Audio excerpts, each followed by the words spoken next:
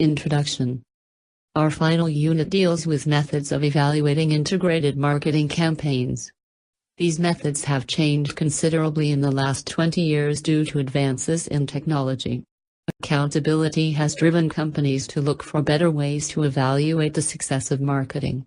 Three primary approaches are used: message evaluation techniques, online evaluation metrics, and respondent behavior evaluations.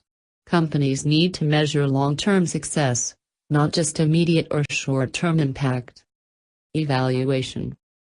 Message evaluation techniques examine the messaging, the physical design of an ad or marketing piece.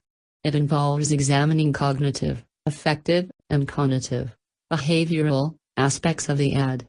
Online evaluations examine online advertising and marketing campaigns with the unique measures the Internet is able to capture. Respondent behavior evaluations address the visible customer actions from inquiries to actual purchases. It is important to match the objective with the evaluation procedure. Conducting before and after analyses allows companies to know if there was a change in the magnitude of that change.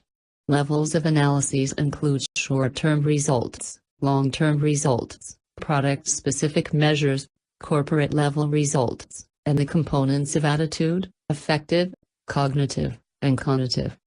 Evaluation is easier if the evaluation procedure is discussed prior to launching the campaign.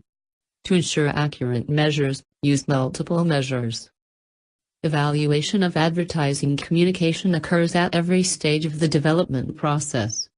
Message evaluations can also occur at any stage.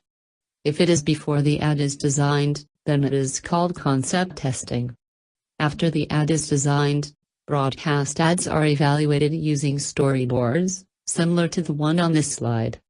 Print ads are evaluated using artist sketches or photos downloaded from a photo stockhouse. Evaluation of advertising communication occurs at every stage of the development process. Message evaluations can also occur at any stage. If it is before the ad is designed, then it is called concept testing. After the ad is designed, broadcast ads are evaluated using storyboards, similar to the one on this slide. Print ads are evaluated using artist sketches or photos downloaded from a photo stockhouse. Currently, message evaluations are conducted through advertising tracking research or copy testing. The future of advertising evaluation may be in cognitive neuroscience. A common method of evaluation involves tracking an advertisement by one of the advertising research firms, such as Nielsen or Millward Brown. These tracking services monitor an ad's performance and measure its effectiveness. Tests can be performed at specific times or continuously. Nielsen AG, for instance, offers a syndicated database of real-time brand and ad performance based on more than 210,000 television program episodes and 250,000 commercials. Nielsen conducts thousands of surveys daily measuring viewer engagement with TV programs and effectiveness of ads. With ad tracking research, respondents are typically shown a brief portion of the ad or a few stills of the TV ad with a brand name removed. Respondents are then asked if they recognize the ad, the company, or the brand. Through successive questions, researchers can measure brand ad recognition, unaided brand awareness, how memorable the ad was, likability, unaided message recall, and unaided campaign recall. Similar techniques are now available for magazines through MediaMark Research and Affinity. Nielsen AG also offers a continuous report card as well as a benchmark for ad campaigns. Within the second or third week of a new campaign, ad tracking research provides two types of information on the campaign's performance by comparing current results 1, to competitors and 2, to previous campaigns. Nielsen builds a benchmark for a company as it measures performance over months and years. These benchmarks are extremely valuable for new campaigns. Ad tracking can provide input on when wear out is beginning and consumers quit paying attention to the ad. The disadvantage is that ad tracking research cannot provide diagnostics.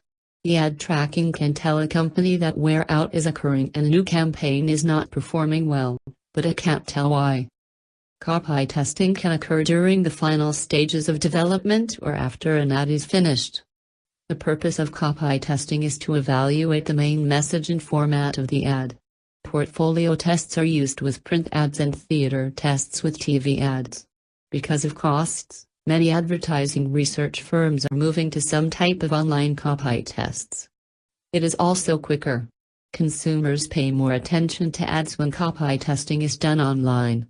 Thus, copy testing really measures the ad's potential since it has the full attention of the consumer.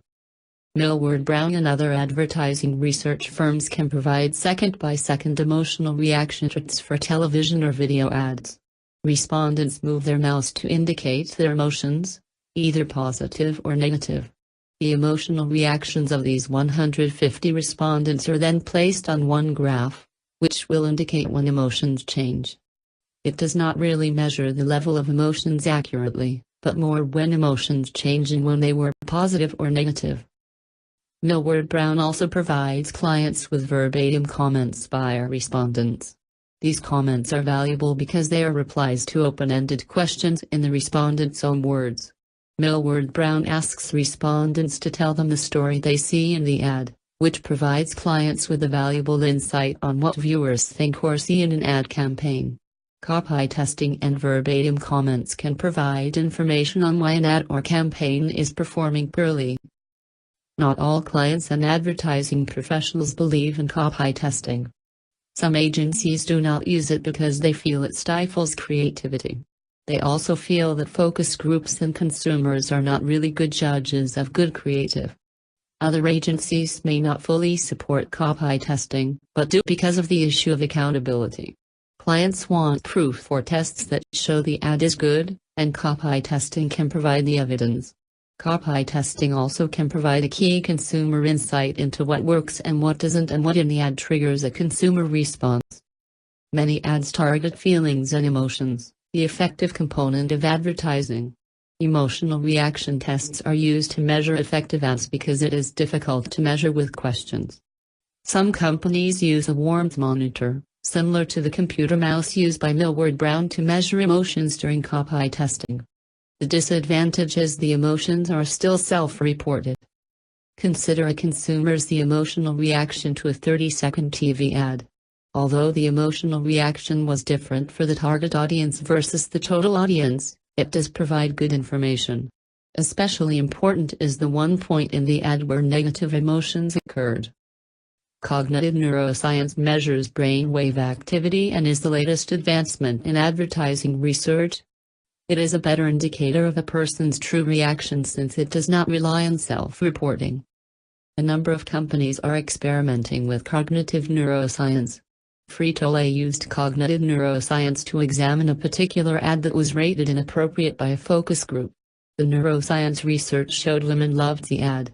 The power of neuroscience is that it reveals physiological reactions. It provides information on where the information is being processed in the brain and what consumers do with the information they receive. Instead of rely on self-reporting, cognitive neuroscience hopes to measure reactions accurately. Positioning Advertising Copy Testing, PACT, was created to evaluate television ads, but the principles can be used for testing any type of ad in any stage of production, or even finished ads. It was formulated by 21 leading advertising agencies and contains basic principles that should be used in evaluating advertising.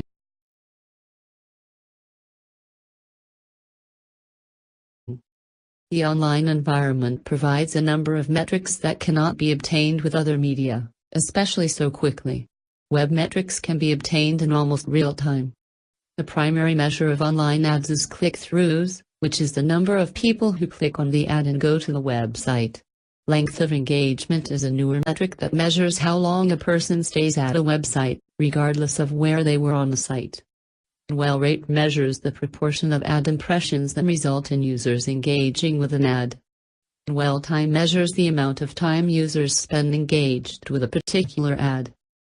Website metrics measure various aspects of visits and visitors to a website. The conversion campaign metrics are used to evaluate the effectiveness of digital campaigns. In addition to the standard click-through rate, marketers can measure the cost per click, the conversion ratio, the cost per conversion, etc. Shopping cart abandonment rate is important because it is an indicator something has gone wrong. The snail's funnel efficiency is an inverted pyramid that shows the percentage of individuals that pass to the next step in the sales process. It can identify where a problem exists. The percentages shown in this slide illustrate the snail's funnel efficiency for Scott equipment. It started with 10,000 visits or impressions of a banner ad. Of the 10,000 who saw the banner ad, 2.7% clicked through on it. Of those who clicked through, 72% browsed products. Of those who browsed the website, 28% put items in the shopping cart. Of those who put items in the shopping cart, 6% make a purchase. Of those who purchased, 77% created an account or became loyal.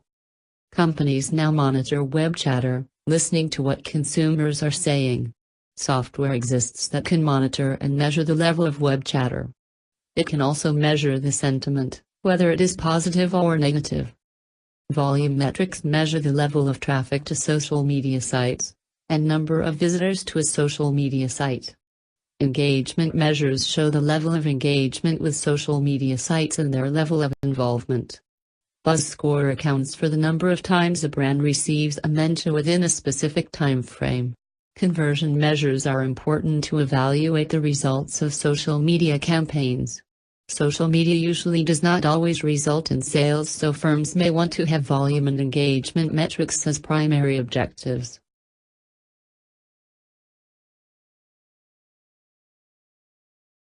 Behavioral evaluations focus on the behaviors of consumers and the results of marketing efforts. For some, sales is the only legitimate measure of advertising and marketing.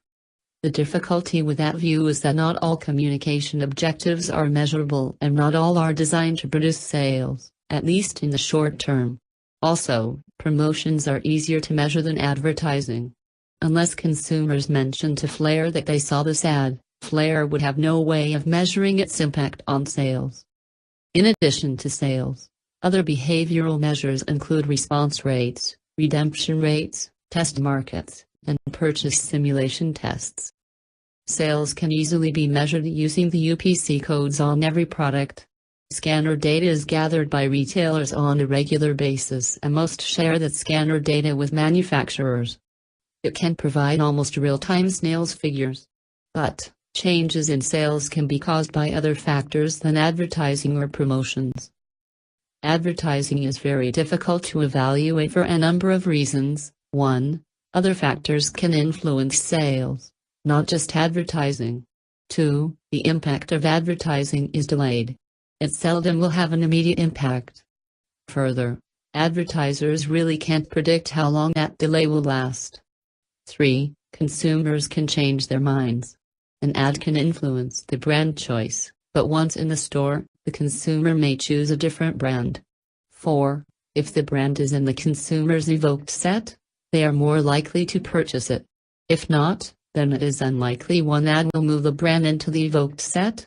5. Because of brand parity, consumers have a set of brands they choose from, not just one. In addition to sales, companies can use other forms of behavioral evaluations. Telephone calls and internet responses can be tracked as the result of an advertisement. From direct mail and other direct response advertising, the number of response cards sent in can be measured. Lastly, redemption rate promotions such as coupons, rebates, and premiums can be measured. All of these measures evaluate responses. Test markets can be used to assess advertisements, consumer and trade promotions, pricing tactics, new products, and about any type of marketing program. Test markets provide a cost-effective means to evaluate a marketing tactic or new product before launching it nationwide or worldwide.